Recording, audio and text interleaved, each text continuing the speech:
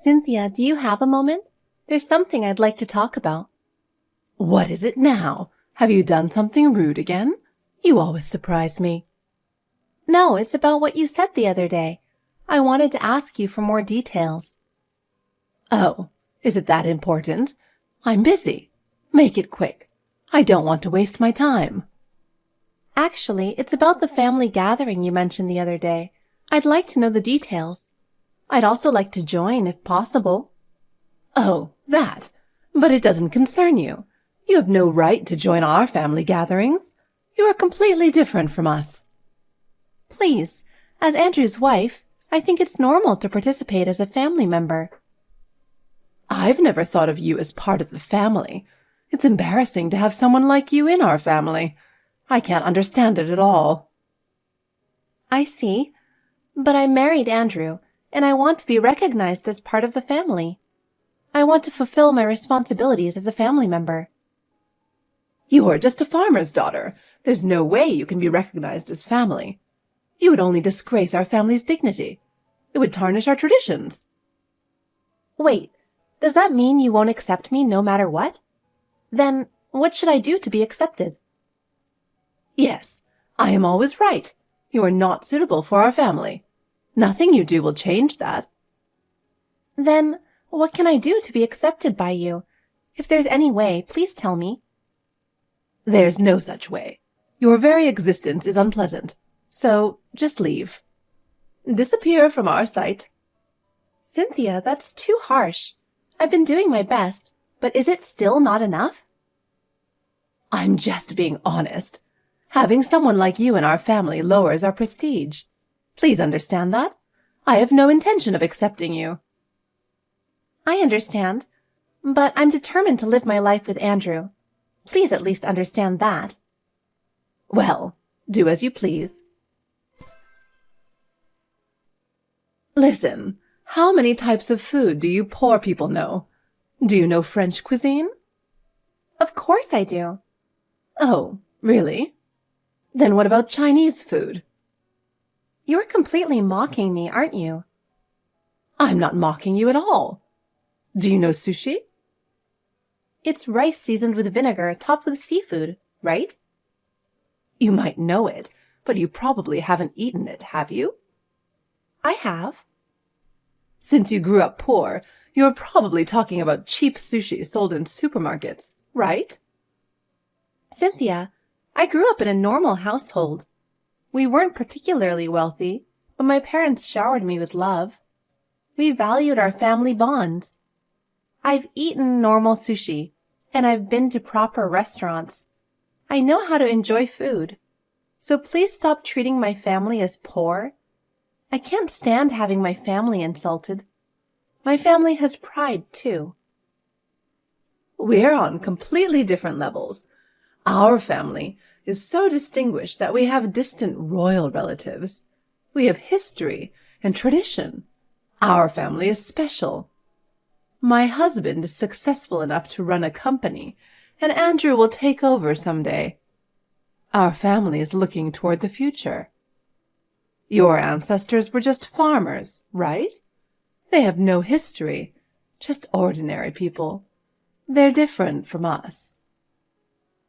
With all due respect, aren't you, as someone who married into the family, originally in the same position as me? I expected you to say that. But let me tell you, I too am a descendant of nobility. My family has a special lineage. Well, that's quite a surprise. Then I should treat you with more respect, shouldn't I? As a descendant of nobility, you must have pride. Our family has been carried on with noble blood. It's unthinkable that a peasant like you would stain it.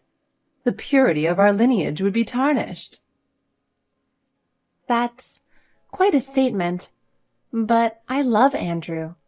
I believe that love transcends family background. I see. It's like a dirty mutt mixing in with a pack of purebred dogs, isn't it? I think mutts are cute too. You can't judge everything by appearance. With love and care, Even a mutt can become wonderful. Of course, a mutt would defend another mutt. That's your limit. Your thinking is too naive. Why did you approve of our marriage then? It's been 2 years since we got married, and now you're saying this? Andrew insisted he wouldn't take over if we didn't approve. We had no choice for the sake of the family. It was a decision I made after much deliberation. Is that so?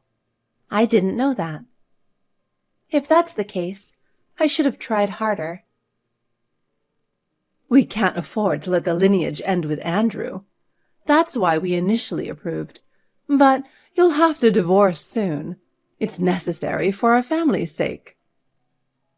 So, that was the plan. I had a feeling, but hearing it still shocks me. But I won't give up. We are currently looking for a suitable wife from a good bloodline. I have no expectations from you. I don't want to divorce. I want to live happily with Andrew. There you go, showing your true colors. What? What do you mean by true colors? You're realizing our prestigious bloodline and now don't want to divorce. That's why you're desperately clinging on. I see right through your intentions. No, I didn't marry for family background. I married Andrew because I love him. I believe love is everything. For us, it's a huge problem. Your very existence is an issue for our family. Imagine a bucket of water. What happens if you add mud to it? It turns brown and murky. But that's not everything. Even mud can be purified with some effort. You understand, don't you? That's exactly it. You're the one muddying our family. You're putting mud in our lineage. I'm the mud? I never thought you'd say something like that. I can't understand your perspective. Just thinking about it, it's interesting how someone like you, who might see themselves as mud, ended up marrying into our family, right? Don't forget that. You're not taking back the mud comment, are you? So, I'll treat you to some high-end sushi, as a gesture of my feelings. Enjoy it a little. The word last bothers me. Is Andrew coming too? Or is it just me? I don't understand your intention. Just you. Don't tell Andrew. Is that okay? We were planning to go with 5 relatives. You can join us. Thank you.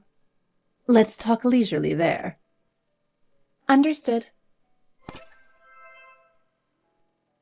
Sorry about that. It seems there was a mix-up. Maybe the restaurant thought you weren't suitable. I can't stop laughing. But the chef said we can add one more person.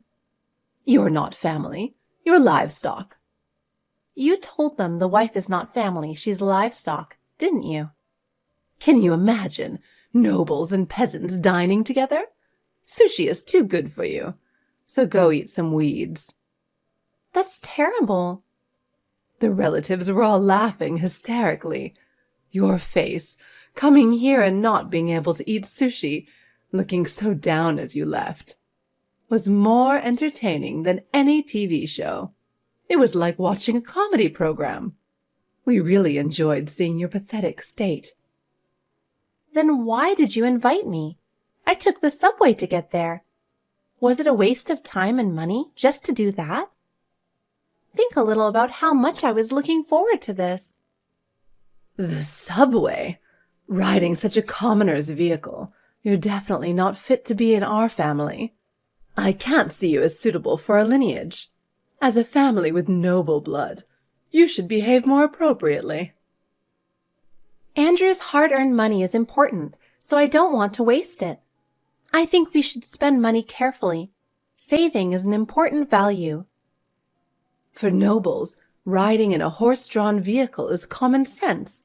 In modern terms, it's like a taxi. You may not understand, but that's our way of life. Such luxuries are necessary for our lineage. I can easily walk about 2 stations. It's good for my health and saves money. I'm satisfied with that. My, what a barbaric mentality. Were your ancestors foot soldiers or something? With that mindset, we won't get along. You won't understand the values of nobility. I didn't come for the sushi. I came to have a serious discussion with you. I want to have a proper conversation. I wanted to talk seriously about our future. There's nothing to discuss. Talking with you is pointless. You don't need to be involved in our lives. In modern America, isn't it time to stop talking about nobility? We are no longer in an era to be fixated on such things. We should aim for an equal society.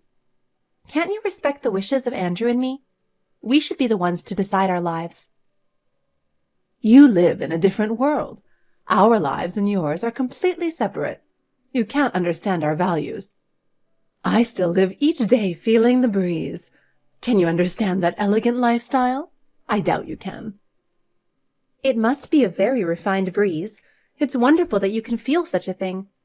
I envy that kind of life. Just now, it was decided in a family meeting. What was decided? Did something important get decided? Please tell me. Your divorce from Andrew. You are no longer allowed to stay together. You are not suitable for our lineage. What? Your husband wasn't there, but did he approve this? Did you decide such an important thing on your own? He rarely opposes what I say, so it's not an issue. My decision is final. My word is absolute. What about Andrew? What's his opinion? I've trained him to listen to whatever I say, so there's no need to worry. He follows my instructions. Andrew is on a business trip right now, so I'll discuss it with him when he returns. Please wait until then. I want to resolve this through proper discussion. There's no need for that. I just sent him a line message saying, "Get divorced," and he replied with a "got it" stamp. That's all there is to it. What? You're joking, right? If that's true, I'm shocked. I can't believe something so important was decided so easily. It was fast. It shows he's also thinking about the future of this family. That's his responsibility. He's putting the family's needs first. I see.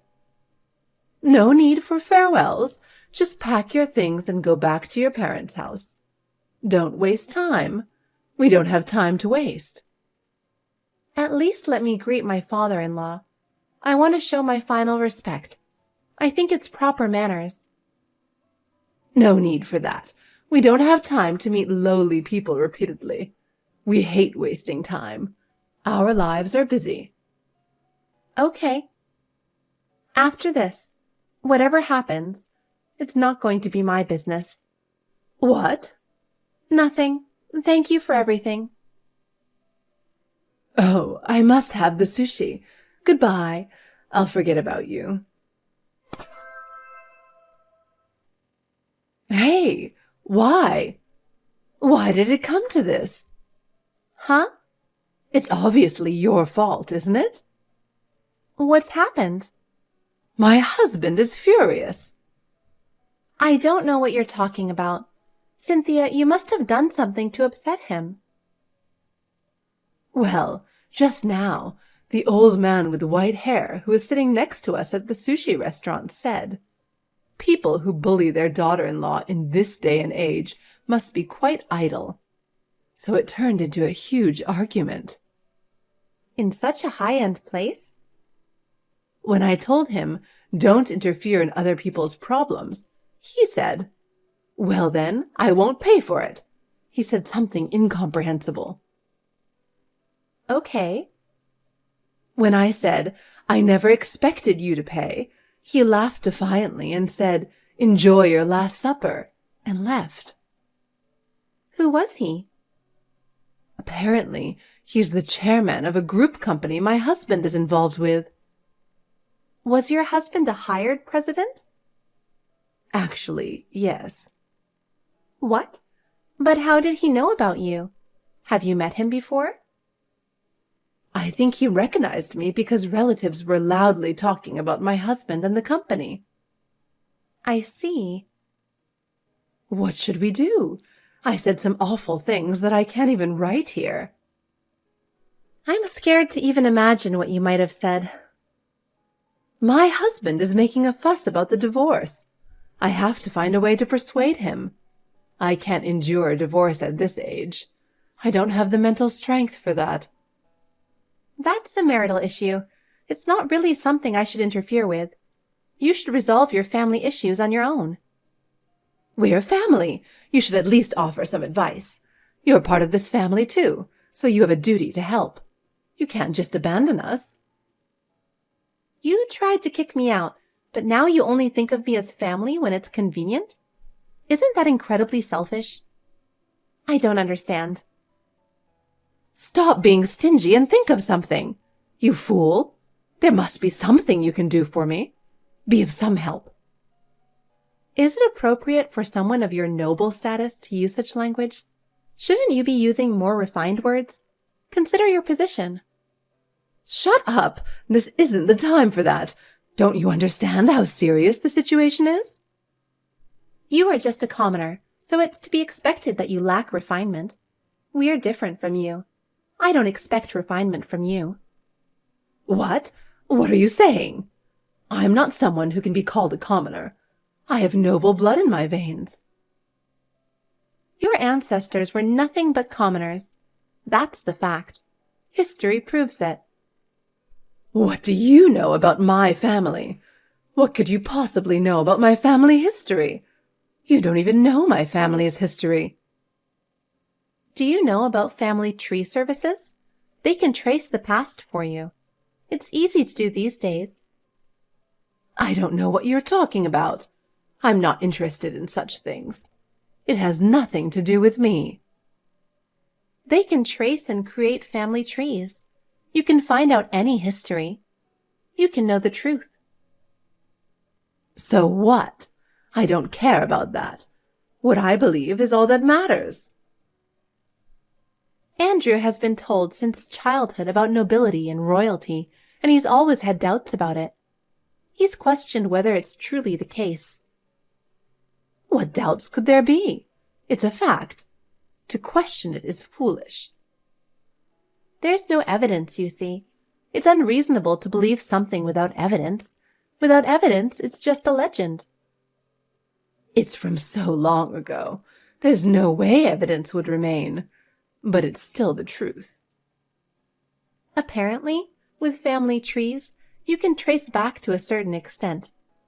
But no matter how you trace it, your family has no connection to nobility. That's the truth.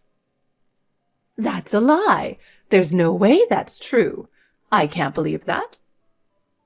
According to what Andrew heard from several of your relatives, your father was famously known as a great braggart. That's the truth. No way. I've never heard of such a thing. I can't believe that. Perhaps you were brainwashed with lies from childhood and came to believe them. But that's the truth. You were deceived. No way. I can't believe it. That I'm not a descendant of nobility. I've always thought I was noble. I knew about it, but I couldn't say anything to you, who always talked about nobility. I thought it would hurt your pride, so I didn't say anything. It's unbelievable. I'm in shock. I've believed it all this time. What should I do now? At least, it's true that you're distantly related to royalty on your husband's side. That might be the only comfort. You'll have to live believing that. Although, it's so distant that it's almost invisible. There doesn't seem to be much of a concrete connection, though. Still, it's something to be proud of, at least a little.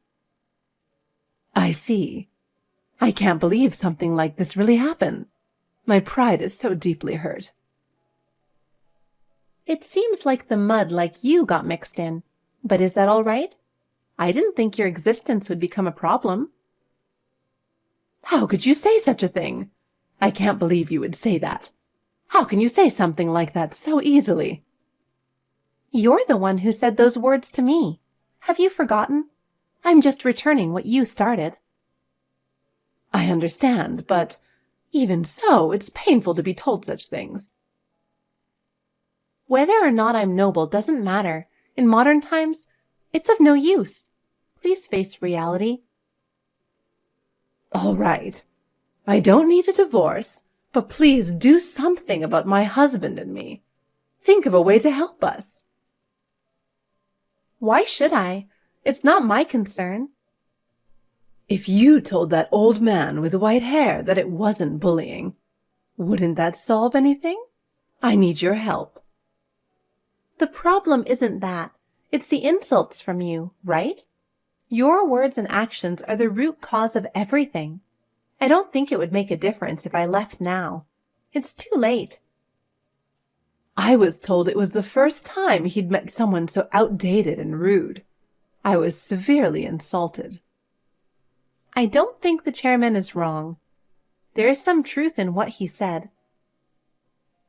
The president's term is every 2 years, and if nothing changes, it gets renewed. But I was told not to expect a renewal this year. Is it my fault?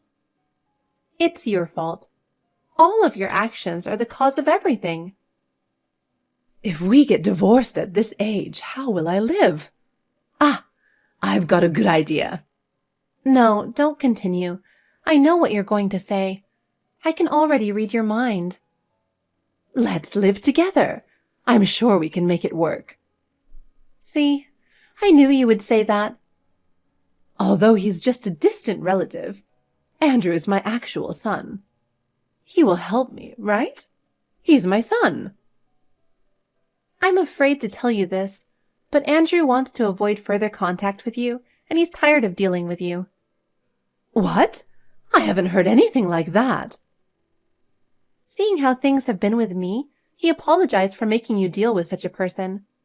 He wants to reconsider his relationship with you. So you're saying it's my fault?